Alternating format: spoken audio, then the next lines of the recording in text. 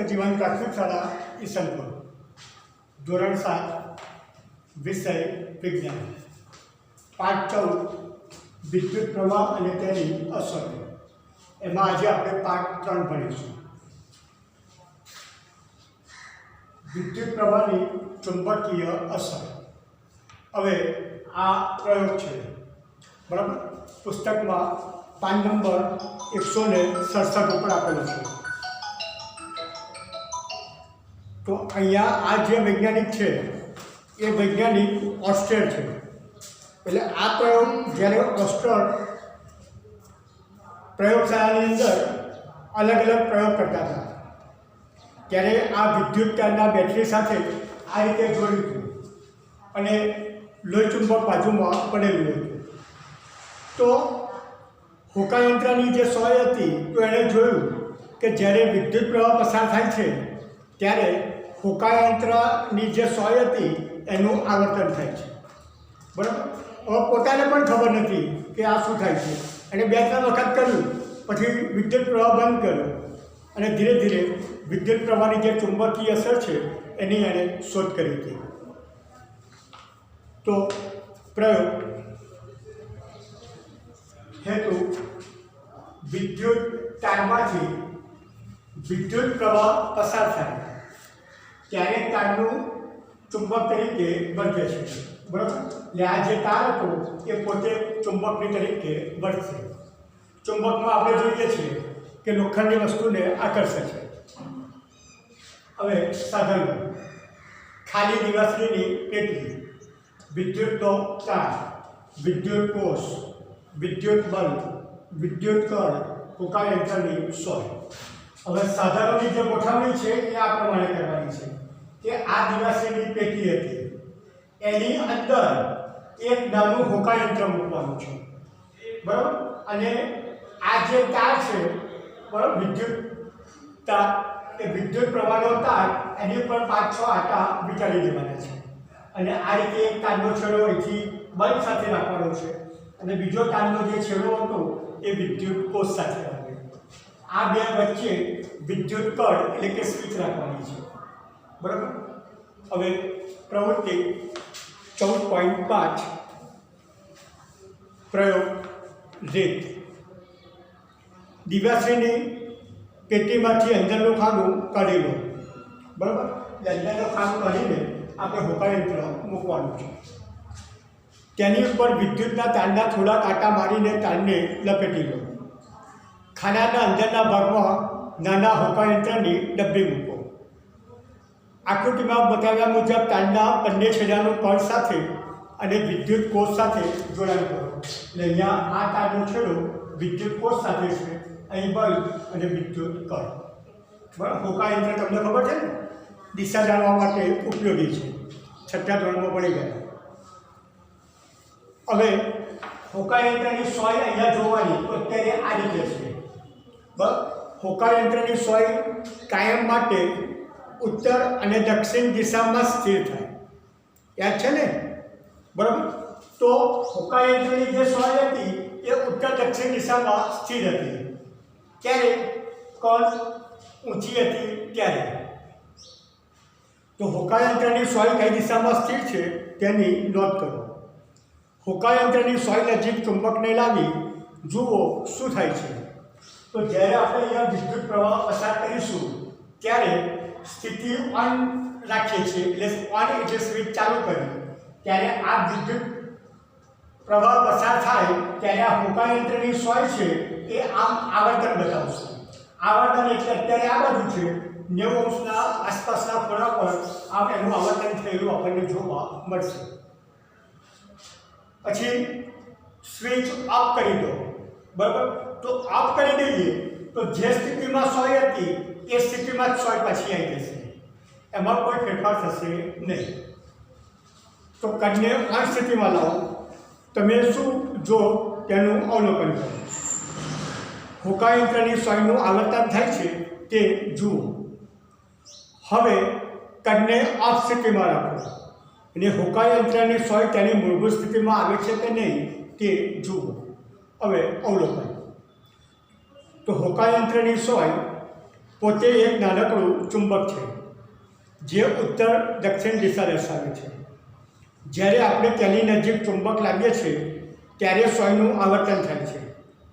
આપણે જાણીએ છીએ કે જ્યારે નજીક રહેલા તારમાંથી વિદ્યુત પ્રવાહ પસાર થાય છે, બરાબર, અહીંથી વિદ્યુત પ્રવાહ પસાર થયો ત્યારે હોકાયંત્રની સોયનું આવર્તન થાય છે, બરાબર. અને જ્યારે સ્વિચ બંધ કરીએ છીએ ત્યારે હોકાયંત્રની જે સોય હતી એ મૂળ સ્થિતિમાં પાછી આવી જાય છે, બરાબર. નિર્ણય. તો આ પ્રયોગ ઉપરથી સાબિત થાય છે કે તારમાંથી વિદ્યુત પ્રવાહ પસાર થાય ત્યારે તાર પોતે ચુંબક તરીકે વર્તે છે. શા તરીકે વર્તે છે? તાર પોતે ચુંબક તરીકે વર્તે છે. તો આ રીતે પરીક્ષામાં આ પ્રયોગ અગત્યનો છે, બરાબર. તો આ પ્રમાણે તૈયાર કરવાનું.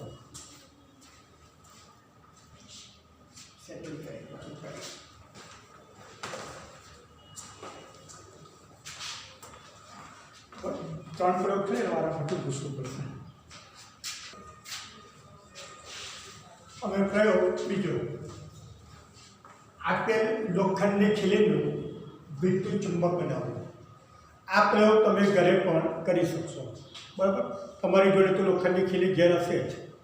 વિદ્યુતનો ઇન્સ્યુલેટેડ તાર, ઇન્સ્યુલેટેડ તાર એટલે આ તાર ટૂંકમાં દેખાય છે ને ખબર, એ ઇન્સ્યુલેટેડ તાર કહેવાય. આવો તાર પણ તમારી ઘેર નકામો પડ્યો હશે.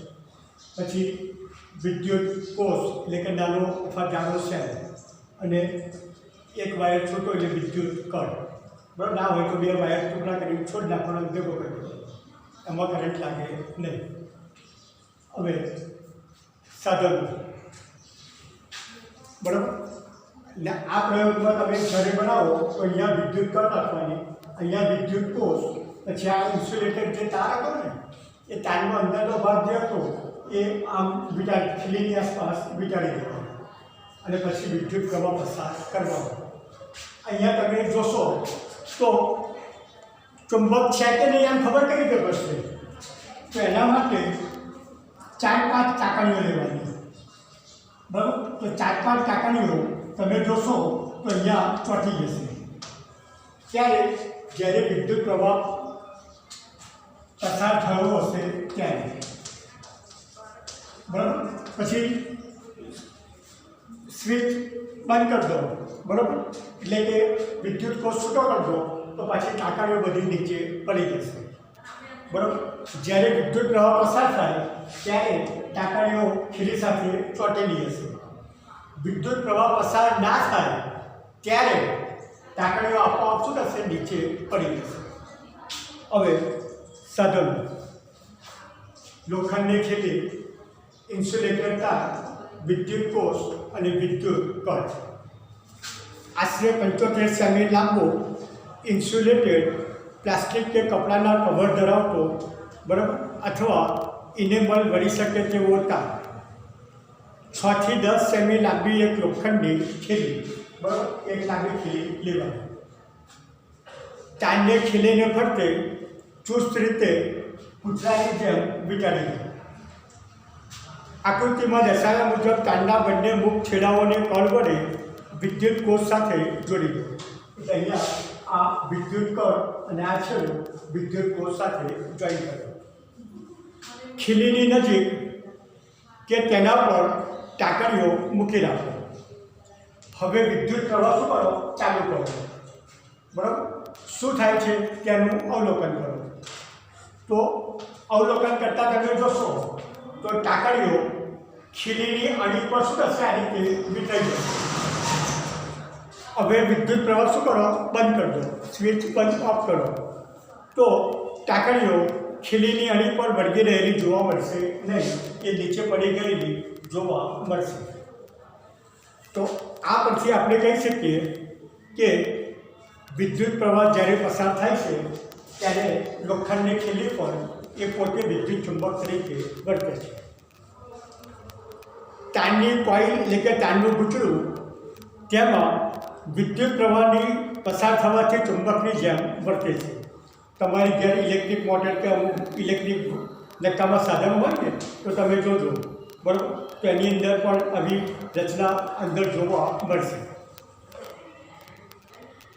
જ્યારે વિદ્યુત પ્રવાહ બંધ કરવામાં આવે છે ત્યારે સામાન્ય રીતે ગૂંચળું પોતાનું ચુંબકત્વ ગુમાવે છે. આવા ગૂંચળાને શું કહેવાય? વિદ્યુત ચુંબક કહેવાય. શું કહેવાય? વિદ્યુત ચુંબક. હવે આના ઉપયોગો ક્યાં ક્યાં થાય? બરાબર કે તો વિદ્યુત ચુંબકના ઉપયોગો ક્યાં ક્યાં થાય છે? તો ટોટલ 6 જગ્યાએ થાય છે. પહેલું, એક વિદ્યુત કેન્દ્રમાં વિદ્યુત ચુંબક તરીકે. તો તમારી જ્યાં ડોરબેલ હોય છે, સ્કૂલમાં પણ પીરિયડ બદલાય ત્યારે બેલ પડે છે, તો એ વિદ્યુત ઘંટડીની જે રચના છે એ રચનાની અંદર પણ વિદ્યુત ચુંબકનો ઉપયોગ થાય. બીજું, ટેલિગ્રાફ જેવા સાધનો. ત્રીજું, બંદરો ઉપર એટલે કે દરિયા કિનારે માલ જહાજમાં ચડાવવા અને ઉતારવા માટે ક્રેનનો ઉપયોગ થાય છે. ચોથું, પીરિયડ આગળ તમે કચરાના ઢગલા જોયા હશે, ત્યાં મોટી મોટી ક્રેનો પણ હશે. તો આ ક્રેનો શું કામ કરે છે? તો ક્રેનોના નીચેના ભાગમાં વિદ્યુત ચુંબક લગાવેલું હોય છે. એટલે લોખંડનો બધો કચરો શું કરશે? ઢગલામાંથી લોખંડનો કચરો બધો ચુંબક સાથે ચોંટી જશે અને એ કચરો એમાંથી છૂટો પાડવામાં આવે. પછી અમુક વખતે પેલા વેલ્ડિંગવાળા જ્યારે લોખંડ કટિંગ કરે છે ત્યારે કોઈક વખત આંખમાં લોખંડના રચકાઓ ઘૂસી ગયા હોય છે. તો આ લોખંડના રચકા ઘૂસી ગયા હોય ત્યારે પણ આ વિદ્યુત ચુંબકનો ઉપયોગ થતો હોય છે. એટલે આંખમાં લોખંડની રચનાઓ પડી હોય તો તેને દૂર કરવા માટે પણ વિદ્યુત ચુંબકનો ઉત્પન્ન થાય. અને છઠ્ઠો મુદ્દો એ ખાસ તમારા માટે, બરાબર, તમે અમુક જાતના રમકડા લાવતા હશો તો રમકડાની અંદર પણ આ સેલથી ચાલતા હોય છે. તો અમુક રમકડામાં આવા જે સેલ હોય તો એ સેલના કારણે વિદ્યુત ચુંબક તરીકે વર્તતા હોય છે. હવે આ પાઠનો છેલ્લો મુદ્દો વિદ્યુત ઘંટડી. બરાબર, વિદ્યુત ઘંટડી તમે બધાએ જોયેલી હશે.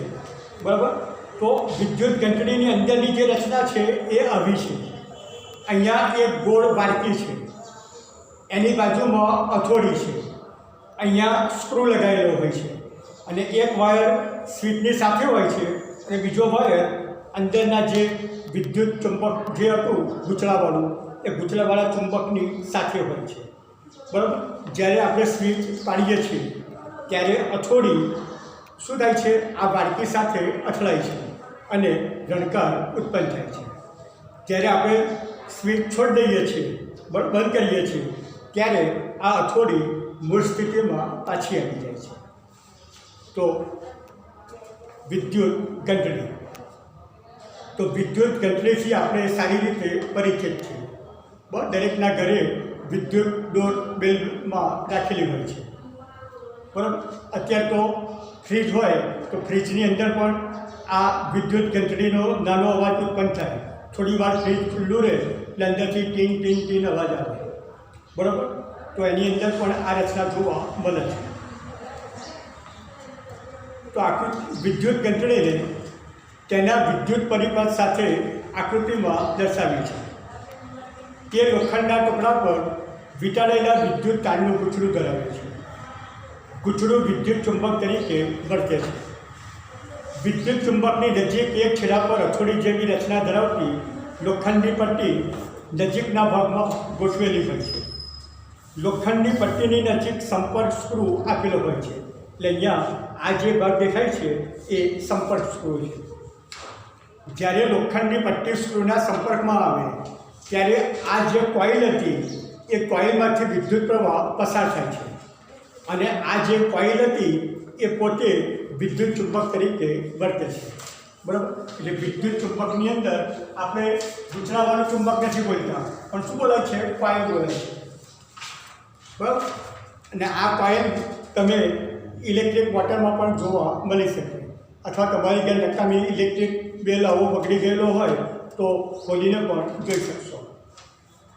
એટલે જ્યારે આપણે સ્વિચ ચાલુ કરીએ છીએ ત્યારે આ કોઇલ વિદ્યુત ચુંબક બને છે અને આ એ લોખંડની પટ્ટીને આકર્ષે છે. એટલે બાજુમાં એ પટ્ટી હતી એને આકર્ષે. આ આકર્ષાય તેની સાથે અથોડી જોડેલી હતી, એટલે આ અથોડી વાડકી સાથે અથડાય છે અને એમાંથી અવાજ ઉત્પન્ન કરે છે. જો કે વિદ્યુત ચુંબક લોખંડની પટ્ટીને આકર્ષે છે તે વખતે વિદ્યુત પરિપથમાં એક ભંગાણ પણ સર્જાય છે. આમ ગૂંચળામાંથી વહેતો વિદ્યુત પ્રવાહ થોડી વાર પછી અટકી જાય છે. હવે ગૂંચળું વિદ્યુત ચુંબક તરીકે રહેતું હોય છે, બરાબર. અને જ્યારે આપણે સ્વિચ બંધ કરીએ છીએ ત્યારે વિદ્યુત ચુંબક તરીકે એ ગૂંચળું રહેતું નથી. તે લોખંડની પટ્ટીને આકર્ષી શકતું પણ નથી. જ્યારે આપણે સ્વિચ દબાવીએ ત્યારે જ બેલ વાગે, એ વગર બેલ વાગતો નથી. એટલે લોખંડની પટ્ટી તેના મૂળ સ્થાને શું થઈ હતી? પાછી આવી ગઈ હતી જ્યારે આપણે સ્વિચ બંધ કરીએ છીએ ત્યારે. ફરીથી સ્વિચ દબાવો ત્યારે સ્ક્રૂના ફરીથી એ સંપર્કમાં આવે છે અને વિદ્યુત પરિપથ શું કરે છે? પૂર્ણ કરે છે. આમ વિદ્યુત પરિપથમાં વિદ્યુત પ્રવાહ વહેતા ફરીથી હથોડી સ્ટીલની કટોરી સાથે અથડાશે. આ પ્રક્રિયા ઝડપથી ક્રમિક રીતે પુનરાવર્તન પામે છે અને હથોડી સ્ટીલની કટોરી સાથે અથડાય છે ત્યારે દરેક વખતે વિદ્યુત પરિપથ પૂર્ણ થાય છે. આ રીતે ઘંટડીમાંથી રણકાર ઉત્પન્ન થાય છે. તો અહીંયા સિદ્ધાંત શું થયો? તો સિદ્ધાંત કે વિદ્યુત પ્રવાહ જે હતો એ વિદ્યુત પ્રવાહની ચુંબકીય અસર, આ એનો સિદ્ધાંત થાય. અને વિદ્યુત ઘંટડીમાં ચુંબકીય અસરને કારણે બરાબર ધ્વનિ ઉત્પન્ન થાય છે. અહીંયા આપણો પાઠ 14 પૂરો થાય છે. પાછળ પ્રશ્નોના જવાબો અને ખાલી જગ્યા સ્વાધ્યાયમાં આપેલી છે, બરાબર. આ પ્રશ્નોના જવાબ બધા આગળ આપણે ભણ્યા એ પ્રમાણે આપેલા છે. ખાલી જગ્યા, ખરા ખોટા અને સંકેત, બરાબર. આના જવાબો તમારે પાકી નોટમાં લખવાના છે. જય સ્વામિનારાયણ.